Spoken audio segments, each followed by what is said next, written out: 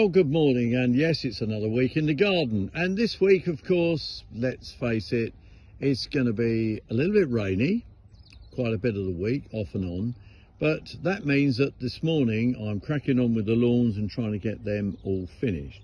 If you look at this lawn, there's a little bit of red thread in it, but we don't worry too much about red thread today because there's not a lot that you can do to get rid of it. Let's just home in on that so that you can see what I'm talking about.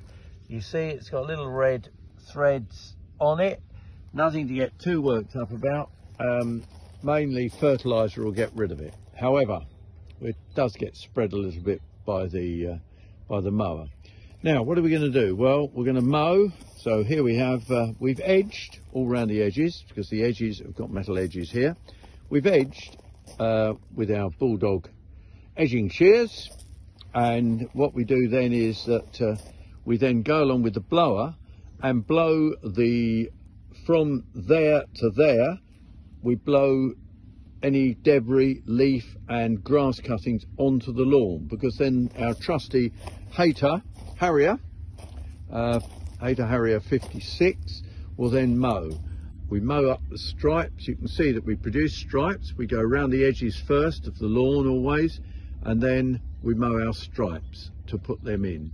The reason we mow the edges first is that where you turn, when it's damp like it is at the moment, the grass will get pushed down, and we don't want it getting pushed down. We want it actually to stand up. So we cut it first, then we start to go up and down. So then when you're turning on cut grass. Very important indeed. We collect all our grass cuttings and we actually compost them over a long period. We're not fussy. We don't have fussy compost heaps where we are at the moment.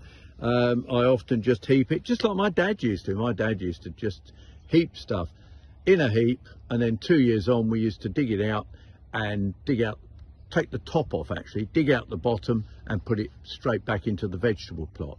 We'll be talking a bit more about vegetables a bit later on. Of course, you can check out our blog as well. That gives you ideas on what you should be doing in the garden. And so more about the flower garden and the rose garden a bit later on, but at the moment I'm going to concentrate on my lawns.